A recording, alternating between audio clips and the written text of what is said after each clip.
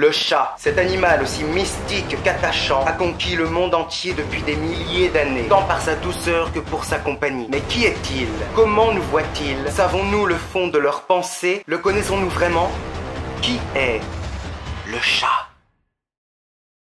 Pour nous, une seule histoire existait, celle de l'humanité. Mais il y a eu la rencontre, et eux, à jamais, les chats ont changé notre destinée.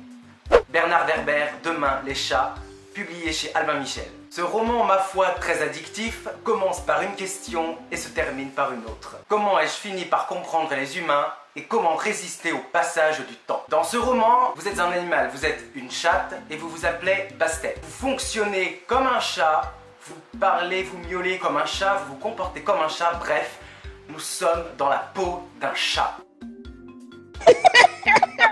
À partir de là, on va se rendre compte comment fonctionne un chat, comment pense un chat. On va être dans sa tête, dans son corps, dans son esprit et nous allons percevoir du point de vue des chats comment fonctionne le monde des humains. On va aussi avoir, et là je trouve vraiment ça vraiment très fort, le point de vue de Bastet sur sa grossesse et son accouchement. Voir comment, ce qu'elle ressent, ces petites boules là, qui gigotent à l'intérieur d'elle. Oh, mais ça m'a fasciné, ça m'a fasciné. Bastet se balade, voilà, saute par-dessus la clôture, va chez le voisin et fait la connaissance de Pythagore. Pythagore est son voisin, Pythagore est un chat, mais Pythagore a quelque chose de très très particulier en lui et sur lui. Pythagore a une espèce de petite fente là, sur la tête où il peut brancher une clé USB. Et grâce à cette clé USB, il peut se connecter au troisième œil et comprendre le langage des humains, comprendre leur monde, comment ils fonctionnent. Et il va transmettre tout ce savoir à Bastet. Et Bastet, lui, cette chatte, elle n'en revient pas. Elle a dit encore, parle-moi encore de la culture des humains.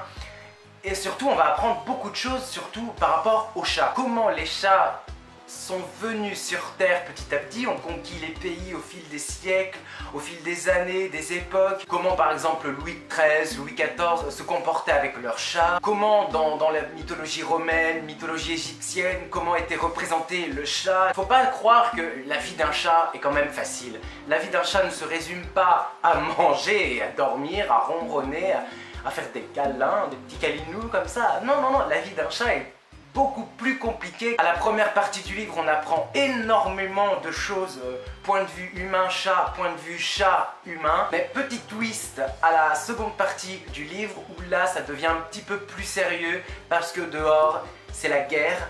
Dehors, il y a la maladie, il y a la peste, il y a les rats, il y a les morts. Le monde extérieur n'est plus sécurisé, n'est plus sûr. Et Bastet, Pythagore vont se battre avec des rats. Ils vont faire la connaissance d'un lion. Ils vont apprendre à survivre ou chercher de la nourriture. On voit vraiment pas les pages passer. Les chapitres sont très courts et l'écriture est très très fluide. C'est addictif, c'est...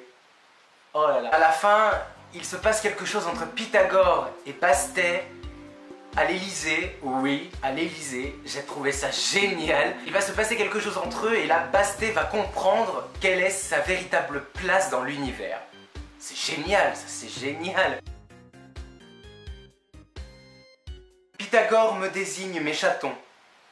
Tu ne pourras pas les garder tous. Hein? Comment ça? Les humains gardent rarement toute la portée. Ils en font quoi alors? Ils les vendent, les offrent ou les noient. Quoi? C'est ainsi que font les humains depuis toujours. Cela n'a rien d'extraordinaire. Ta servante a 2 chats adultes, toi et Félix. Elle ne peut pas en gérer 5 de plus. Mais ce sont mes enfants! Dans son esprit d'humaine, elle pense que tes chatons lui appartiennent. C'est ma maison et c'est ma servante. C'est une humaine. Elle fonctionne avec les règles des humains. Et n'oublie pas qu'ils se prennent pour l'espèce supérieure.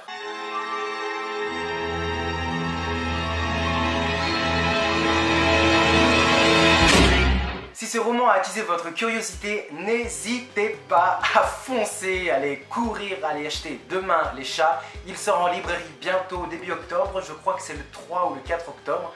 Donc d'ici quelques jours. En attendant, je vous embrasse bien fort. Nous sommes à présent 2300 sur cette chaîne. C'est dingue. En attendant de vous retrouver dans une prochaine vidéo, en commentaire, sur les réseaux sociaux ou même en live quelquefois sur ma chaîne, je vous embrasse bien fort et prenez soin de vous. Je vous aime.